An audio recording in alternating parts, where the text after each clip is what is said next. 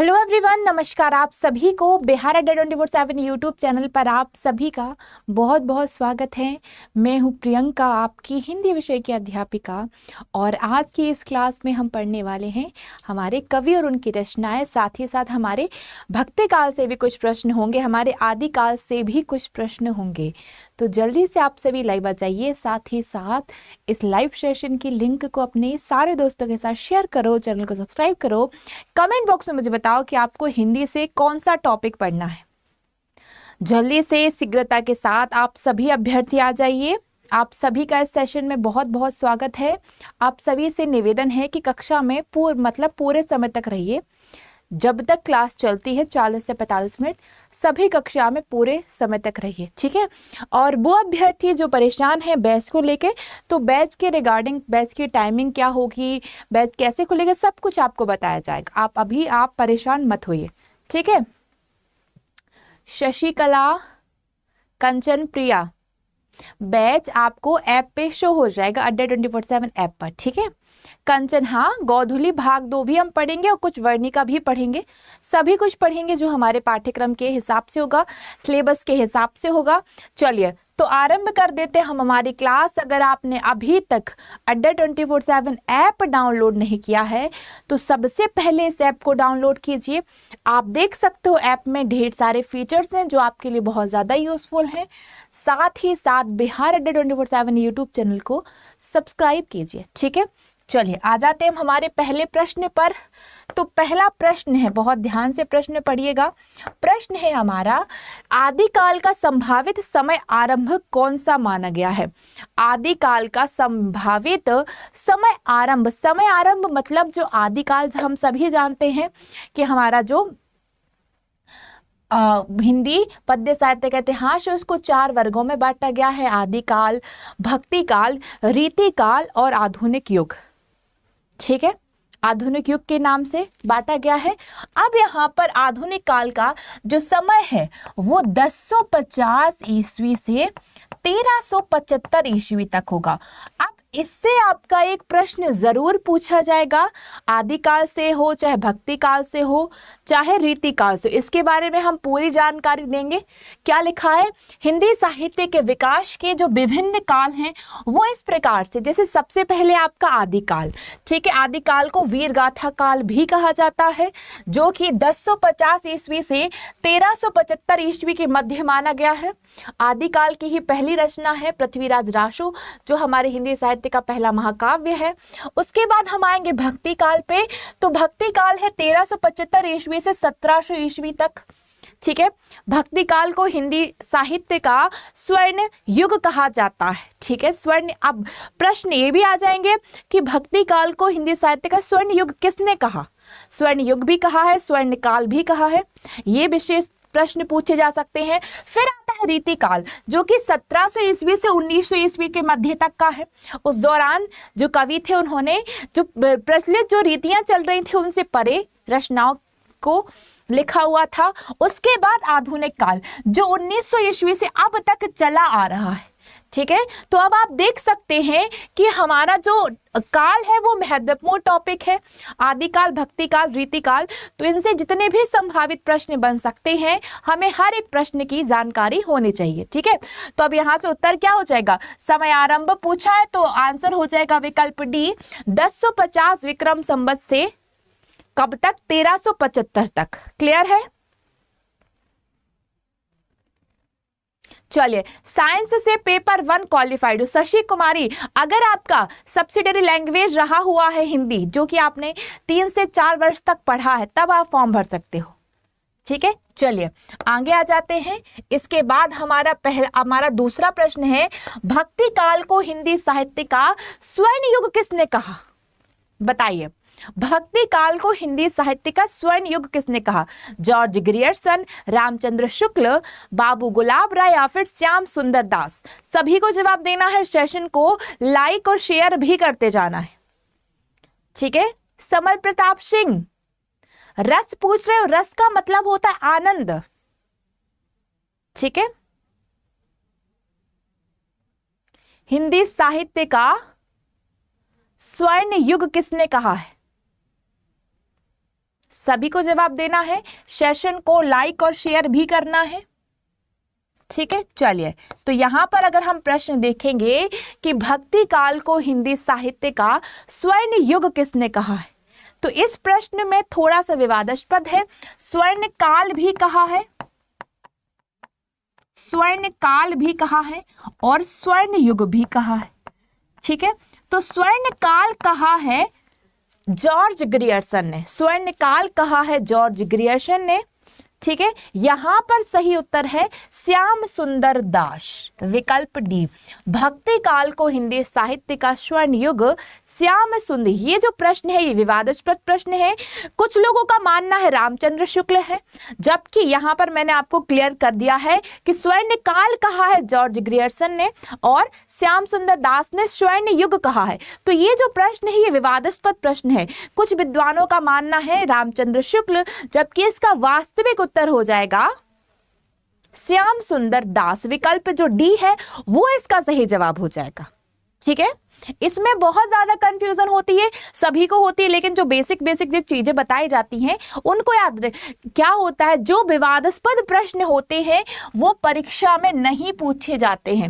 अब अगर मान लो ऐसे प्रश्न पूछ लिए जाए विवादास्पद जो हो, ठीक है, तो उस प्रश्न में जो आयोग की जो आंसर की आती है उस आंसर की के हिसाब से हमें क्वेश्चंस को देखना पड़ता है कि कौन सा क्वेश्चन उन्होंने सही माना है।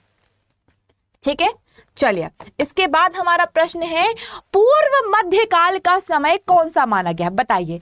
पूर्व मध्यकाल, पूर्व मध्यकाल को क्या कहा गया है, पूर्व मध्यकाल को क्या कहा गया है, भक्ति काल। पूर्व मध्यकाल को भक्ति काल कहा गया है। उत्तर मध्यकाल रीति काल, पूर्व मध्यकाल भक्ति काल है और भक्ति काल आरंभ हुआ है 1375 ईस्वी से 1700 विक्रम संवत तक। विकल्प जो बी होगा वो हमारा सही जवाब। कई बार आपको पूछा जा सकता है भक्ति काल का समय कौन सा है, या कई बार पूछा जा सकता है पूर्व मध्यकाल का समय कौन सा है, इसमें आप विकल्प बी टिक करना है। ठीक है, चलिए Pradeep Kumar ma'am paid class में, हाँ प्रदीप जी पेड बैच जो आपका आ रहा है आयाची का, उसमें आप लोगों को मैं ही पढ़ाऊंगी। ठीक है, चलिए इसके बाद का आपका प्रश्न है हिंदी साहित्य के प्रारंभिक काल को आदि काल किसने कहा। ठीक है, हम सभी जानते हैं हिंदी साहित्य के आदि काल को हम वीरगाथा काल भी कहते हैं, इसको हम वीरप्पन काल भी कहते हैं, इसको हम और इसको अनेक अन्य नामों से भी जाना जाता है। ठीक है, तो यहां पर आदि हिंदी साहित्य के प्रारंभिक काल को आचार्य हजारी प्रसाद द्विवेदी ने आदि काल का नाम दिया। बहुत बेसिक से प्रश्न है, आप देख सकते हो वीरप्पन काल किसने नाम दिया, ठीक है, आदि काल किसने नाम दिया। अब यहाँ पे अगर हम बात करें हजारी प्रसाद द्विवेदी की, तो हजारी प्रसाद द्विवेदी की रचना आप लोगों ने पढ़ी होगी अशोक के फूल, ये इनका निबंध है। ठीक है, अशोक के फूल, और इन्होंने हिंदी साहित्य के इतिहास को एज इट इज इसी रूप में इसी शीर्षक में लिखा हुआ है। ठीक है, चलिए मनीष शर्मा मैम हम एस्टेट पेपर 1 हिंदी से पास हैं, तो क्या हम 9-10 क्लास के लिए हम 80 मार्क्स वाला मैथ सब्जेक्ट ले सकते हैं। मेरा ग्रेजुएशन मैथ्स ऑनर से है, हमको कोई और पेड क्लास ही ना होगा। मनीष शर्मा आपको Hindi subsidiary language, Hindi honours होना पड़ेगा या हिंदी सब्सिडियरी लैंग्वेज होना पड़ेगा, तभी आप अप्लाई कर पाओगे। ठीक है, चलिए आचार्य हजारी प्रसाद द्विवेदी सही जवाब हो जाएगा। प्रश्न है हिंदी साहित्य के इतिहास में काल विभाजन का सर्वप्रथम प्रयास इनमें से किसने किया, मतलब हिंदी साहित्य को सबसे पहले किसने काल विभाजन किया। ये जो भक्ति काल रीति काल ये सबसे पहले किसने बताए थे, रामचंद्र शुक्ल, जॉर्ज ग्रियर्सन, गारसा दत्ताशी, मिश्र बंधु। तो सबसे पहले तो यहाँ पर हम बात करें कि हिंदी साहित्य का जो इतिहास है वो सबसे पहले गारसा दत्ताशी ने लिखा था। मैं ये कई बार प्रश्न बता चुकी हूँ और मैं उम्मीद करूंगी अब इसमें आपसे गलती नहीं होगी। अब यहाँ पर है हिंदी साहित्य के इतिहास में काल विभाजन किसने किया था, तो काल विभाजन किया था डॉक्टर ग्रियर्सन ने। ठीक है, the modern vernacular literature of Hindustan, क्या लिखा था इन्होंने जो साहित्य लिखा था जो वो उसका नाम था the modern vernacular literature of Hindustan. ये जॉर्ज ग्रियर्सन का था और उन्होंने ही सबसे पहले हिंदी का काल विभाजन किया हुआ था। विकल्प बी इसका सही जवाब हो जाएगा। ठीक है, गार्शा द तासी ने सबसे पहले फ्रेंच भाषा में हिंदी साहित्य का इतिहास लिखा था, लेकिन प्रश्न पूछा है हिंदी साहित्य के इतिहास को काल विभाजन सर्वप्रथम किसने किया था? वो किया था डॉक्टर ग्रियर्सन। तो इसका भी विकल्प बी हमारा सही जवाब हो जाएगा। ठीक है, चलिए इसके बाद हमारा प्रश्न है हिंदी साहित्य के प्रथम कालखंड को वीजप्पन काल किसने नाम दिया? ठीक है, हिंदी साहित्य का प्रथम कालखंड कौन सा है? इस पे हमने अभी अभी बात किया है। प्रथम कालखंड है हमारा हिंदी साहित्य का आदिकाल। आदिकाल से ही हिंदी साहित्य प्रारंभ होता है। आदिकाल में सर्वाधिक वीर रस से उत्प्रोत कविताओं की रचना हुई है और आदिकाल को वीजप्पन काल नाम दिया है महावीर प्रसाद द्विवेदी ने। महावीर प्रसाद द्विवेदी ने वीजप्पन काल नाम दिया है। इनकी काव्य रचना है काव्य मंजूषा और सुमन, ये इनकी प्रमुख रचनाएं हैं। आदिकाल को सबसे पहले महावीर प्रसाद द्विवेदी ने वीजप्पन काल नाम दिया हुआ था। ठीक है, इसके बाद हमारा अगला प्रश्न है रीतिकाल को श्रृंगार काल इनमें से किसने कहा है? रीतिकाल को श्रृंगार काल इनमें से किसने कहा है? ये प्रश्न हम पहले पढ़ चुके हैं। रीतिकाल को श्रृंगार काल भी कहते हैं। इसको 3 वर्गों में बांटा गया है, हिंदी, रीतिबद्ध, रीति सिद्ध और रीति मुक्त काव्य धारा। अब इसको श्रृंगार काल, अब आपको ये भी पूछा जा सकता है कि श्रृंगार काल की समय अवधि क्या है? तो वही होगी जो रीतिकाल की समय अवधि होगी, इसको हम उत्तर मध्यकाल भी कहते हैं। तो विश्वनाथ प्रसाद मिश्र ने, ये प्रश्न मैं पहले भी करवा चुकी हूं कि रीतिकाल को विश्वनाथ प्रसाद मिश्र ने श्रृंगार काल का नाम दिया है। तो विकल्प ए जो है वो इसका सही जवाब हो जाएगा। ए इज द राइट आंसर। रीतिकाल को विश्वनाथ प्रसाद ने श्रृंगार काल कहा। ठीक है, प्रश्न है किशोरीलाल गुप्त की पुस्तक हिंदी साहित्य का प्रथम इतिहास इनमें से किस पुस्तक का अनुवाद है? अब प्रश्न नंबर जो 8वां है उसमें पूछा गया है। ठीक है, चलिए यहां अभी कुछ छात्र छात्राओं के कुछ कमेंट्स हैं। आप सभी को मैं आपके जो भी प्रश्न होंगे हमारे पास लास्ट के जो 5 मिनट होंगे उस पर सारी डिस्कशन करेंगे। कैसे बैच लेंगे आप, कैसे बैच आपका ओपन होगा, बैच कब से ओपन होगा, टाइमिंग क्या है। चलिए, तो किशोरीलाल गुप्त जी की जो पुस्तक है हिंदी साहित्य का प्रथम इतिहास, ये जो डॉक्टर जॉर्ज ग्रियर्सन का जो हिंदी साहित्य का इतिहास है उसके ऊपर है। ठीक है, the modern vernacular literature of Hindustan, जो कि जॉर्ज ग्रियर्सन के द्वारा लिखा गया है, इसका अनुवाद है। विकल्प सी इसका अनुवाद होगा। और ये जो है ये गार्शा द तासी के द्वारा लिखा गया है। ठीक है, और ये है वो डॉक्टर जॉर्ज ग्रियर्सन के द्वारा लिखा गया है। विकल्प यहां पर क्या हो जाएगा? जो सी है वो सही जवाब हो जाएगा। आप सभी को क्या करना है, विकल्प जो दिए जा रहे हैं उन विकल्पों को या तो नोट करते जाओ या फिर क्या करते जाओ, लिखते जाओ। चलिए, मनीष शर्मा, आप अयाची बैच का शिक्षक भर्ती ज्वाइन कर लीजिए। उसमें आपको जितने बैच हैं सभी बैच मिल जाएंगे। शिक्षक भर्ती आपका होगा 2299 का। ठीक है, उसका डिस्काउंट कोड है Y646। जब आप इसको अप्लाई करोगे तो आप ये बैच खरीद लो। इसमें आपको अगर आप हिंदी की करेंगे 2 भी क्लासेस मिलेगी, मैथ की भी क्लास, सारी क्लासेस मिल जाएंगे। ठीक है, क्लियर? टाइमिंग बताया जाएगा सभी को समय बताया जाएगा क्लास का। चलिए, इसके बाद आ जाते हैं हम हमारे प्रश्न पर। इनमें से बा की ध्वनि कौन सी है? बा की ध्वनि कौन सी है? ऊष्म, दंत्य, होष्ठ या तालव्य? तो जो बा है वो किस वर्ग का है? जो बा है वो किस वर्ग का है? पा वर्ग का।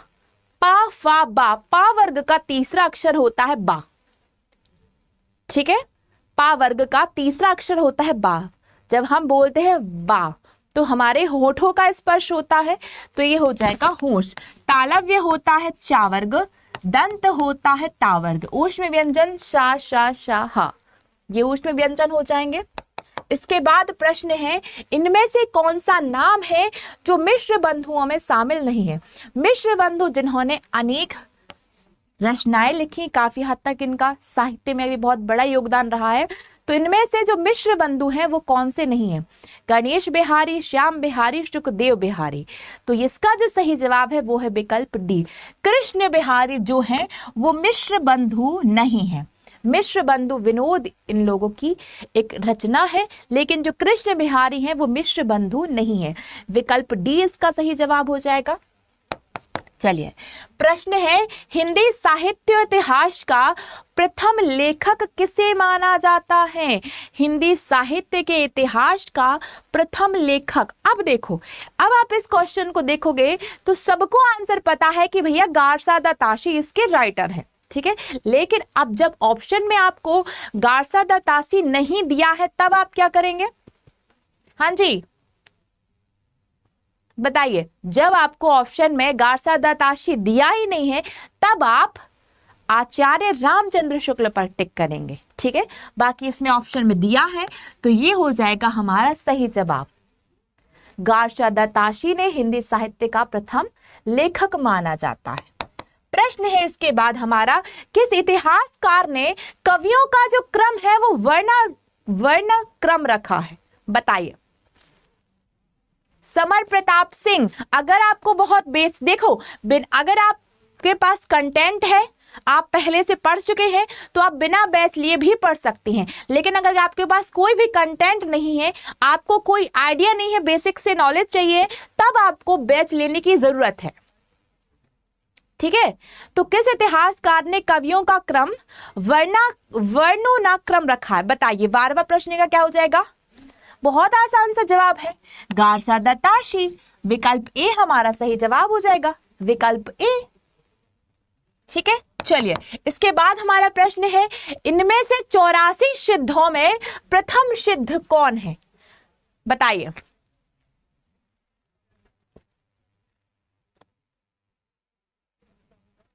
निशु तिवारी। निशु, आपको जो हेल्प चाहिए वो मुझसे बोलिए। आप क्लास के लास्ट में आप लोगों के पास 5 मिनट या 10 मिनट मिलेंगे, जो भी डाउट है मुझसे पूछिए, मैं आपका डाउट क्लियर करूंगी, ठीक है। चलिए, इनमें से 84 सिद्धों में जो प्रथम सिद्ध हैं वो है सरहपा। विकल्प ए इसका हमारा सही जवाब हो जाएगा, सरहपा। Very good. काफी विद्यार्थी हैं जो पहले ही उत्तर दे रहे हैं, मतलब उनको इन चीजों का काफी ज्ञान है। इनमें से खड़ी बोली हिंदी के पहले प्रिय कवि? बताइए। स्वाति सिन्हा। अभी बताया जाएगा बैच के बारे में। खड़ी बोली हिंदी के पहले कवि कौन है? रचना उनकी खालिक बारी। बहुत सुना होगा इसके बारे में, खालिक बारी। खड़ी बोली के अमीर खुसरो, जिनके बचपन का नाम था अबुल हसन, इस पे भी एक प्रश्न आया है। खालिक बारी के रचयिता कौन है? इसके भी प्रश्न है। मुकरिया, इसके रचयिता कौन है? अमीर खुसरो। पहेलियां इनकी बहुत ज्यादा प्रसिद्ध है, ठीक है। तो आंसर क्या हो जाएगा? विकल्प डी, अमीर खुसरो हमारा सही जवाब हो जाएगा। चलिए, इसके बाद हम अपने प्रश्न पे आ जाएंगे। प्रश्न है, निम्नलिखित में से हिंदी का पहला महाकाव्य कौन सा है? हिंदी का पहला महाकाव्य। अब हम हर एक काव्य के राइटर की बात करें तो बीसल देव रासो, नरपति नाल है इनके लेखक हैं, नरपति नाल, ठीक है। पृथ्वीराज रासो चंद्रबरदाई, खुमार रासो दलपति विजय, और परमाल रासो जगनिक की रचना है। अब अब हमसे प्रश्न पूछा है, निम्नलिखित में से हिंदी का प्रथम महाकाव्य कौन सा है। कई बार हम ये पढ़ चुके हैं और ये कई बार परीक्षा में पूछा गया है। ये जो है वो पृथ्वीराज रासो है, हिंदी का पहला महाकाव्य, जिसके लेखक हैं चंद बरदाई। अब इन रचनाओं के बारे में कई बार पूछा गया है। खुमार रासो के लेखक, बीसल देव रासो के लेखक, परमाल रासो के लेखक। तो इन सब को आपको क्रमबद्ध याद करने हैं। जल्दी से इसका स्क्रीनशॉट लीजिए सभी अभ्यर्थी, स्क्रीन दे शॉट जल्दी जल्दी से।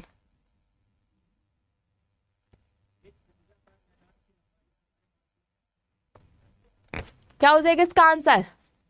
निम्नलिखित में हिंदी का प्रथम महाकाव्य किसे माना जाता है?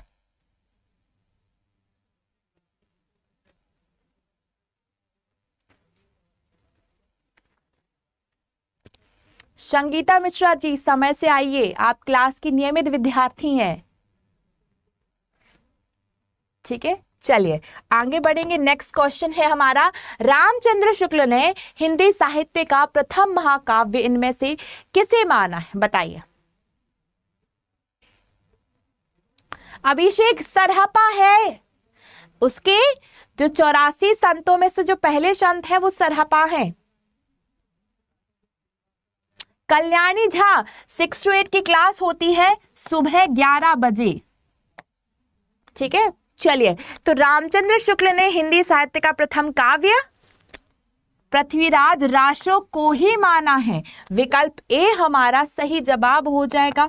इसके बाद प्रश्न है, विद्यापति द्वारा रचित कितने ग्रंथ हैं जो अवहट्ट भाषा में लिखे गए हैं।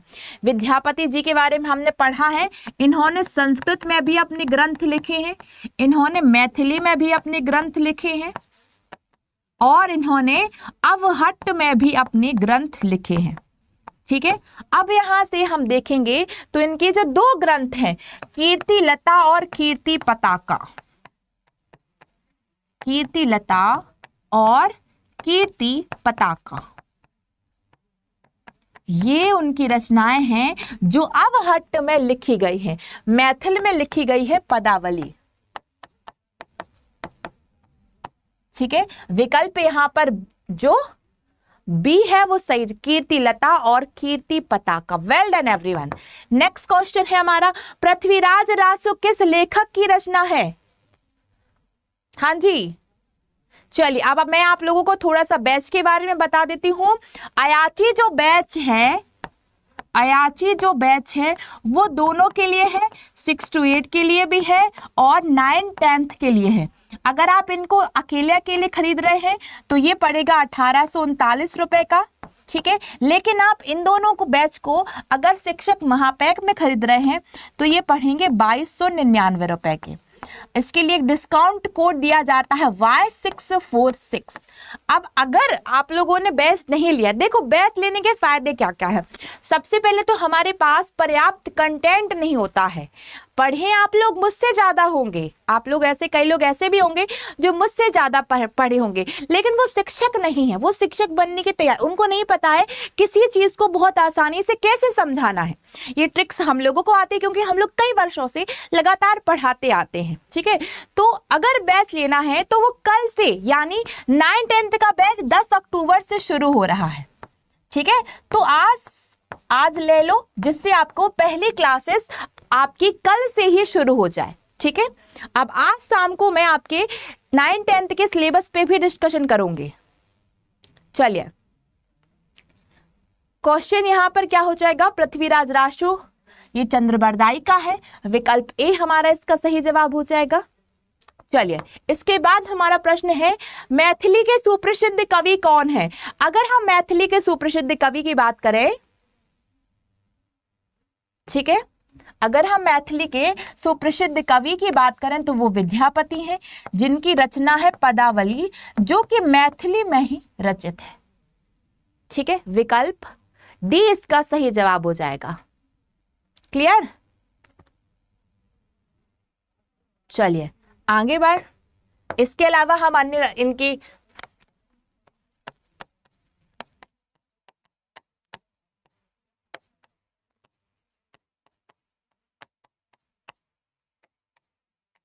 ये अन्य कवियों की रचनाएं। ठीक है, चलिए नेक्स्ट क्वेश्चन है आपका, रासोचरित काव्य और उसकी रचना रासक शैली में।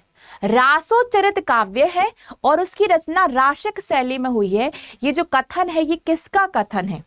हजारी प्रसाद द्विवेदी, आचार्य चतुर्सेन, आचार्य रामचंद्र शुक्ल या आचार्य क्षिति मोहन से।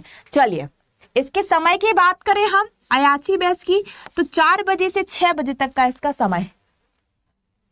ठीक है, निक्की सिंह सिलेबस आपको आज ही बताया जाएगा। रासोचरित काव्य है और उसकी रचना रासक शैली में हुई। ये कथन आचार्य हजारी प्रसाद द्विवेदी जी का है। ठीक है, हजारी प्रसाद द्विवेदी। विकल्प ए इसका सही जवाब हो जाएगा। क्लियर? चलिए नेक्स्ट क्वेश्चन में आ जाते हैं। पृथ्वीराज रासो के रचयिता कौन है? शायद ये क्वेश्चन रिपीट हो गया है। चंद बरदाई। गौरी सोवे सेज पर मुख पर डारे केस, यह किसका प्रसिद्ध कथन है? बताइए। गौरी सोवे सेज पर मुख पर डारे केस, सेज केश। इसमें हम कह सकते हैं अन्योक्ति अलंकार हो जाएगा। तुक बन रहा है। ठीक है, तुक बन रहा है यहां पर अन्योक्ति अलंकार। तो ये भी आपका अमीर खुसरो द्वारा ही रचित है। अमीर खुसरो, हाँ जी अमीर खुसरो ने। ठीक है, चलिए विकल्प सी सही हो जाएगा। इसके बाद नेक्स्ट क्वेश्चन है हमारा, छायावाद का जनक किसे कहा जाता है? छायावाद से एक प्रश्न पूछा गया है। सुमित्रानंदन पंत, जयशंकर प्रसाद या फिर महादेवी वर्मा या फिर राम कुमार वर्मा। तो ये जो लेखक है ये तीनों ही आपके छायावाद के ही लेखक है। अब छायावाद के जनक कौन है? छायावाद के जनक हैं जयशंकर प्रसाद, जिनकी सर्वश्रेष्ठ कृति है कामायनी। जयशंकर प्रसाद, विकल्प बी इसका सही जवाब हो जाएगा। चलिए अगला प्रश्न है, खुमाण रासो किसकी प्रसिद्ध रचना है? खुमाण रासो किसकी प्रसिद्ध रचना है? बताइए। सारंगधर, दलपत विजय, नरपति नाल या फिर जगनिक।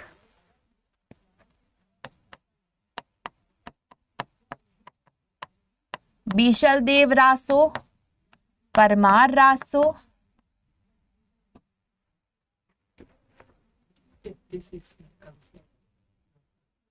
4 to 6, 4 से 5, सॉरी 4 से 6।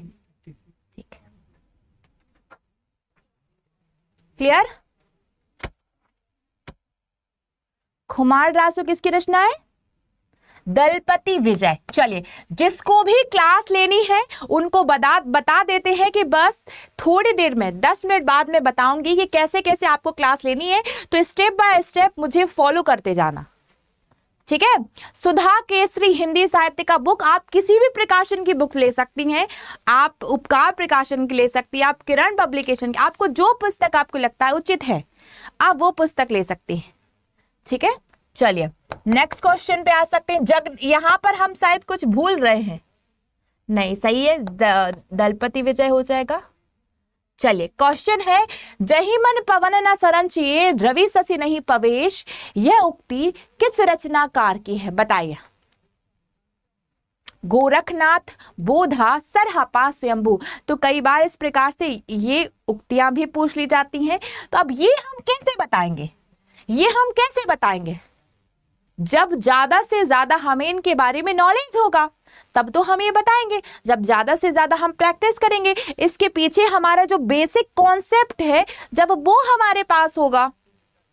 ठीक है, वैसे इसके जो राइटर हैं वो हैं सरहपा जी। ठीक है, विकल्प सी इसका सही जवाब हो जाएगा। इसके बाद प्रश्न है, परम चरऊ किस भाषा की रचना है? पउम चरऊ, इसको मैं प्रोनाउंशिएट करने में हमेशा गलती कर देती हूं, बताइए। पउम चरऊ, ये तो सभी को पता है कि स्वयंभू की रचना है। ये भाषा कौन सी है? मैथिली तो नहीं है, मैथिली तो नहीं है, ये है अपभ्रंश भाषा। विकल्प डी जो है वो हमारा सही जवाब है, अपभ्रंश भाषा। चलिए नेक्स्ट क्वेश्चन पे आ जाते हैं। इनमें से संदेश राशक के रचयिता कौन से हैं? संदेश 27वां प्रश्न, बताइए। संदेश राशक के रचयिता, मैम क्लास बीपीएससी का, हाँ जी, ये जो क्लास है ये बिहार शिक्षक भर्ती परीक्षा ही है। ये संदेश राशक जो है ये भी अपभ्रंश भाषा में ही लिखा गया है, अपभ्रंश भाषा में ही लिखा गया है। Well done. और इसके राइटर कौन है? अब्दुल रहमान। विकल्प सी हमारा सही जवाब हो जाएगा, अब्दुल रहमान। सी इज द राइट आंसर। चलिए आ जाते हैं अगले प्रश्न पर। नेक्स्ट क्वेश्चन है, दयाल बैना सब जन मिठा ते तैसन जम्पियो अवहट्टा, यह उक्ति किस रचनाकार की है? विद्यापति, सूरदास, कबीरदास, नानक देव। बताइए। दैसिल बैना सब जन मिठा ते तैसन जपो अवहट्टा।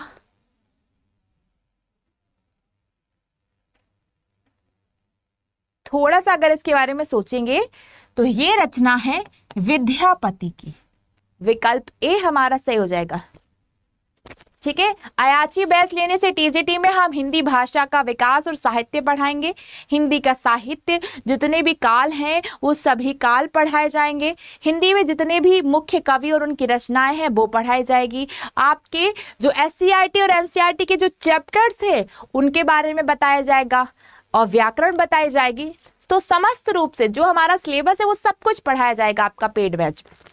ठीक है, चलिए नेक्स्ट क्वेश्चन है आपका, विद्यापति किससे संबंधित कवि है?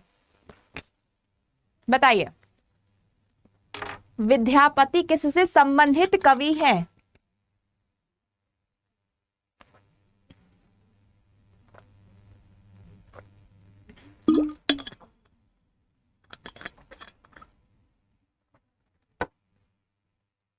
चलिए, मैथिली से संबंधित है।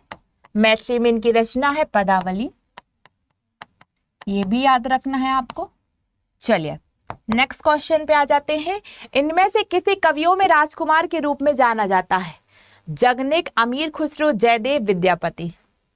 कवियों में राजकुमार के रूप में जाना जाता है, बताइए। 30वां प्रश्न।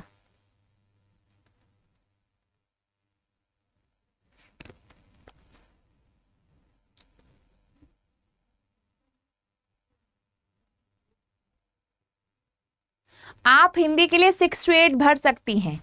9th-10th के लिए हिंदी ऑनर्स होना पड़ेगा। 6 to 8 का फॉर्म भर सकती है मैम आप।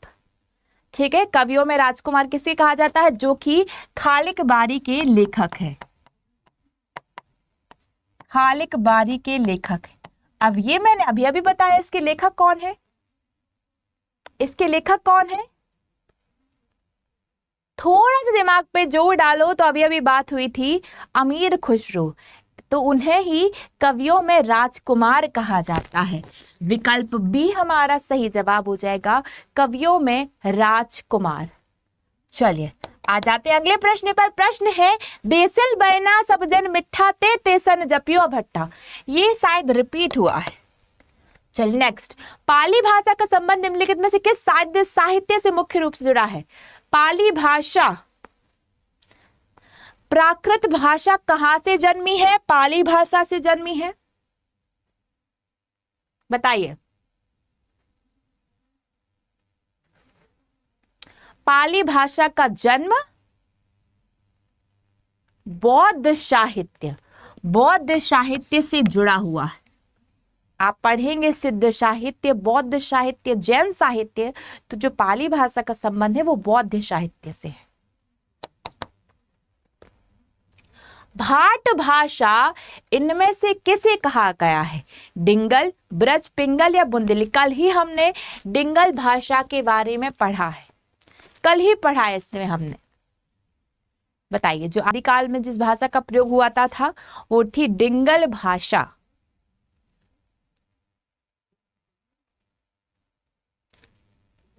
बताइए, सभी को जवाब देना है।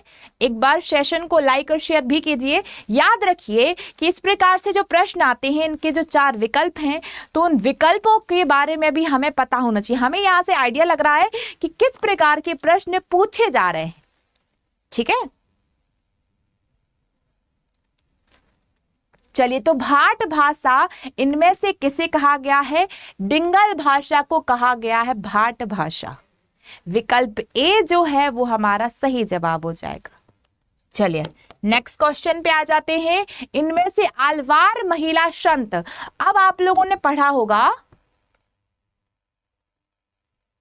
ठीक है, इनमें आप लोगों ने पढ़ा होगा जो विष्णु के उपासक होते हैं, जो विष्णु के उपासक होते हैं उनको आलवार कहा जाता है।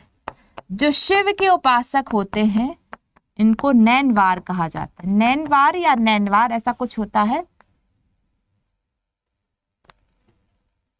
ठीक है, तो जो आलवार महिला संत हैं वो है आंडाल। ये प्रश्न सोचो, अभी बिहार पुलिस का जो एग्जाम हुआ था उस पेपर में, जबकि बिहार पुलिस के पेपर में सामान्यतः व्याकरण से ही प्रश्न आते हैं क्योंकि 6 या 7 नंबर का ही हिंदी आती है, लेकिन उसमें भी आपको ये प्रश्न आया है आंडाल। हाँ, नयनार, नयनार होता है। ये सही हुआ।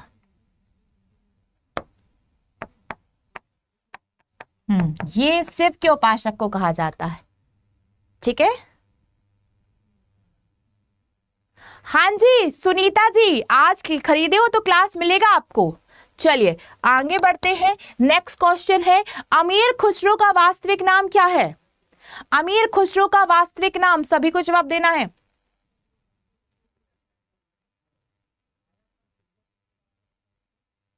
एमपी में भी आया था, तो सोच लो ये क्वेश्चन कितना इंपॉर्टेंट है। अबुल हसन। नेक्स्ट क्वेश्चन, प्राकृत का पाणिनि किसे कहा गया है? ये प्रश्न भी कई बार आया। प्राकृत का पाणिनि किसे कहा गया है? मार्कंडेय, वैद्यनाथ, हेमचंद्र या विद्याभूषण? प्राकृत का पाणिनि किसे कहा गया है?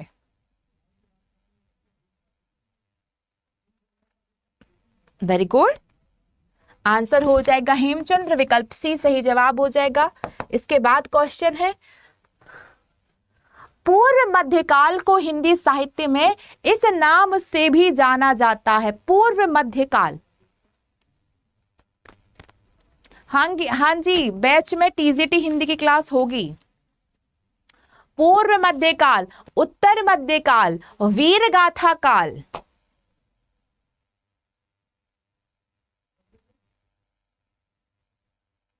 पूर्व मध्यकाल को हिंदी साहित्य में भक्ति काल के नाम से जाना जाता है, जो कि 1375 ईस्वी से आरंभ हुआ है। ठीक है, चलिए नेक्स्ट क्वेश्चन है आपका, कुंतल का सही पर्यायवाची शब्द कुंतल, बताइए। गोद, अध्याय, अर्क और केश। कुंतल का पर्यायवाची शब्द, गोद मतलब अर्क अंक होता है, सर्ग मतलब अध्याय होता है, अर्क हम सूर्य को भी कहते हैं, केश मतलब कुंतल होता है। विकल्प डी, केश मतलब होता है quintal. D is the right answer. Next question है, खड़ी बोली का प्रथम महाकाव्य कौन है? जो कि अयोध्या सिंह उपाध्याय के द्वारा लिखा गया है। अयोध्या सिंह उपाध्याय, हरिऔध। बताइए, खड़ी बोली का प्रथम महाकाव्य। ठीक है, प्रिय प्रवास। वेरी गुड, विकल्प सी हमारा सही जवाब हो जाएगा। प्रिय प्रवास जो है वो खड़ी बोली का प्रथम महाकाव्य है। ठीक है, प्रिय प्रवास। चलिए, इसके बाद जो हमारा अंतिम प्रश्न है वो है महर्षि का संधि विच्छेद क्या होगा। अब सबसे पहले तो जो अभ्यर्थी 6 to 8 की तैयारी कर रहे हैं उनके लिए 11 बजे क्लास होती है, और 11 बजे क्लास में मैं कल टॉपिक वाइज आप लोगों को हिंदी व्याकरण पढ़ाना शुरू कर रही हूँ। ठीक है, टॉपिक वाइज, तो उस पर ध्यान दीजिए। रोहित बता रहे हैं क्लास कैसे लेनी है। महाधन ऋषि, आ के बाद ऋषि आया है तो अर बना है। ठीक है, ये नियम हो जाएगा गुण स्वर संधि का नियम। विकल्प डी हमारा सही जवाब हो जाएगा। क्लियर? कोई डाउट, कोई क्वेश्चन? चलिए, तो इसके बाद अब हम थोड़ी सी जानकारी लेते हैं हमारे महापैक के बारे में। ठीक है, महापैक के बारे में थोड़ी सी जानकारी लेंगे। महापैक अयाची बैच क्या है? सबसे पहले तो अयाची बैच के बारे में जानेंगे, ये बैच क्या है। तो अयाची है आपका पेड बैच, जिसमें आपको 6 to 8 की क्लासेस भी मिलेंगी और 9-10 की भी क्लासेस मिलेंगी। अगर आप 6 to 8 की तैयारी कर रहे हैं तो आपका बैच है 1839 रुपए का। ठीक है, और अगर आप 9-10 की तैयारी कर रहे हैं तब भी आपका बैच 1839 का है। लेकिन अगर आप इन दोनों की ही तैयारी कर रहे हैं, तब आपका बैच है 2299। उसको हम कहेंगे शिक्षक का महापैक।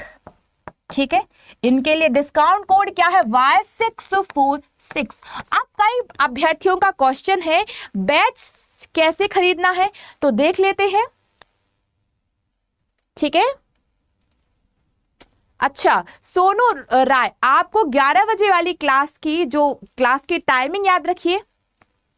ठीक है, जिसको ये बैच लेना है 9-10 का वो है 1839 का। कोड याद रखिए Y646। कल से आपका बैच शुरू हो रहा है। ये वाला जो बैच है ये कल से 10 अक्टूबर से शुरू हो रहा है। इसकी टाइमिंग है शाम को 4 से 6। याद रखो, टाइमिंग है शाम को 4 से 6 आपका बैच शुरू हो रहा है।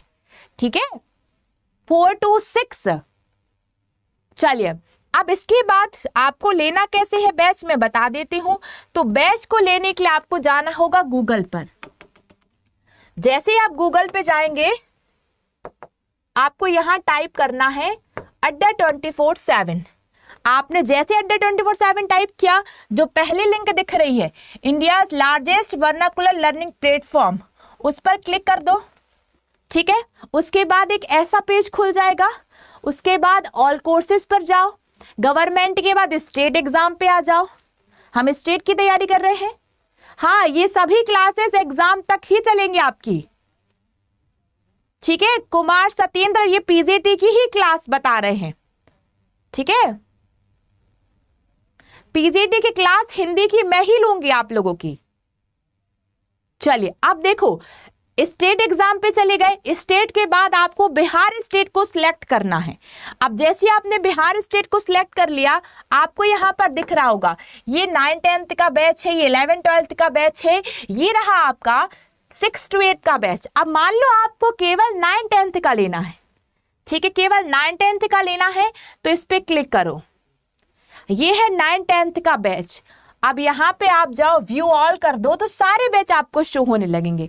बैच को बहुत सोच समझकर पढ़कर लेना। ये रहा Ayachi batch BPSC 6 to 6 BPSC TGT classes 9-10 final selection batch. ठीक है, इस पर कर देना क्लिक। इस पर क्लिक कर दिया तो एक ऐसा पेज खुल गया। अब अभी ये दिख रहा है 7,999, मतलब कि 8,000 का बैच दिख रहा है। अब लेकिन इसमें डिस्काउंट भी मिलेगा। अब बाय नाउ पे क्लिक कर दो। ठीक है, ऐसा पेज खुल गया। यहां पर एक कूपन कोड एंटर कर दो। ठीक है, कूपन कोड है आपका Y646। जैसे ही कूपन कोड आपने इंटर किया, अप्लाई का ऑप्शन आ गया, तो ये बैच आपको 1839 का पड़ रहा है। ठीक है, 1839 का है। फिर आप कंटिन्यू करना, अपना नाम भरना, फोन नंबर भरना, ईमेल एड्रेस भर देना, फिर से कंटिन्यू पे आ जाना और आपका जो बैच है वो खरीदा जाएगा। यहाँ पे पेमेंट मेथड का ऑप्शन आ जाएगा। जैसे ऑनलाइन पेमेंट करते हो डेबिट क्रेडिट, वैसे आप पेमेंट कर देना। ठीक है, क्लियर? बस कोड याद रखिएगा Y646। अब अभी एक मैसेज आया था इंग्लिश के बैच के लिए, तो इंग्लिश का बैच भी आप ऐसे ही ले सकते हैं, ठीक है। आप महापैक में आप हिंदी लेंगे ना मैम, आपके कस्टमर केयर ने बोला कि आप अयाची में पढ़ाएंगे महापैक में नहीं, क्या ये बात सही है? सुनीता, महापैक और अयाची में दोनों में मैं ही पढ़ाऊंगी आपको, ठीक है, ठीक है। आशा कुमारी, 6 to 8 और 9 10 के लिए आपको शिक्षक भर्ती का महापैक लेना होगा। आपकी जो पेड क्लासेस होंगी वो मैं ही पढ़ाऊंगी, ठीक है। चलिए, अब इसके बाद आपको जो आपका 6 to 8 और 9 10 सब ले रहे हैं, और ये वो लेंगे, ये लिखा है शिक्षक भर्ती का महापैक 6 to 8 9 10, उस पर क्लिक कर दो। वही प्रोसेस है, पहले पूरा पढ़ लेना, बाय नाउ पे चले जाना, अभी दिख रहा है 2499, कूपन कोड एंटर करना Y646, देन अप्लाई करना, तो ये पढ़ेगा 2299 का, ठीक है। डन, कंटिन्यू, अपना नाम, फोन नंबर, ईमेल एड्रेस, उसके बाद कंटिन्यू, फिर आपका पेमेंट मेथड का ऑप्शन आ जाएगा। ऐसे ही प्रक्रिया है आपकी 11 12 की, ठीक है। यही पीजीटी का है, यही टीजीटी का। मैम मेरा प्रॉब्लम ये है कि हम ग्रेजुएशन मैथ्स ऑनर्स से हैं और हम स्टेट पेपर 1 हिंदी से पास हैं, तो हम किस सब्जेक्ट को अपना 80 मार्क्स वाला चुनेंगे? तो हमको, मनीष शर्मा, आपको बैच लेना है मैथ्स का, ठीक है। हाँ जी, बैच लेना है आपको मैथ्स का। हाँ जी, ज्योति सिंह, बीपीएससी टीचर का होगा इसमें, ठीक है। जो हिंदी ऑनर्स से हैं वो जाएंगे आपके टीजीटी हिंदी के लिए, ठीक है। जो स्टेट का पेपर 1 जो है वो क्वालिफाई है। कल से ऐप पर क्लास होगी, ऐप की टाइमिंग याद रखो। यही प्रक्रिया है आपका 11 12 का बैच लेने की। दिखा देते 11 12 का बैच भी। ऑल कोर्सेज पे जाओ, स्टेट एग्जाम पे जाओ, ये रहा 11 12 का बैच, यहाँ है सारे 11 12 के बैच, ठीक है। व्यू ऑल पे चले जाइए, ये रहा आपका बीपीएससी शिक्षक भर्ती। लेकिन 11 12 मैं नहीं पढ़ाऊंगी, 11 12 आपको पढ़ाएंगी दीपा मैम, ठीक है। ये दिख रहा है, बाय नाउ पे जाइए, यहाँ पर कूपन कोड एंटर कीजिए Y646, देन अप्लाई कीजिए, तो ये पड़ेगा आपको 1839 का, ठीक है। क्लियर? उसके बाद कंटिन्यू करना, अपना नाम, फोन नंबर, एड्रेस भर देना। मधुप्रिया भारती, मेरा कोड याद रखो, कोड है Y646।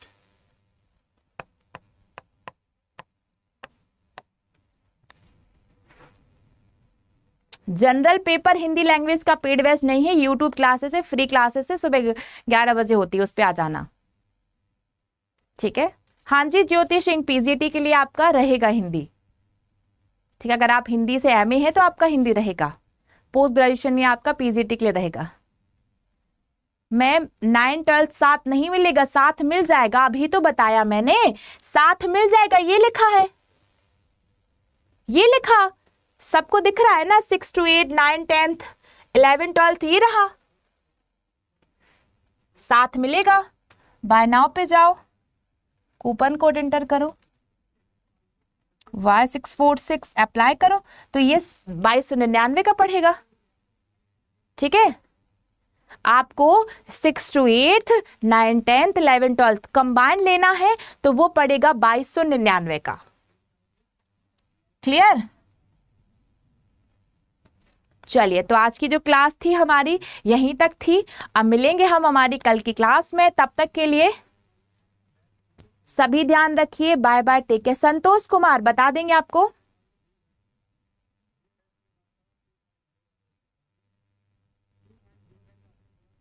ठीक है, चलिए, बिहार अड्डा शो होगा आपको, बिहार अड्डा शो होगा।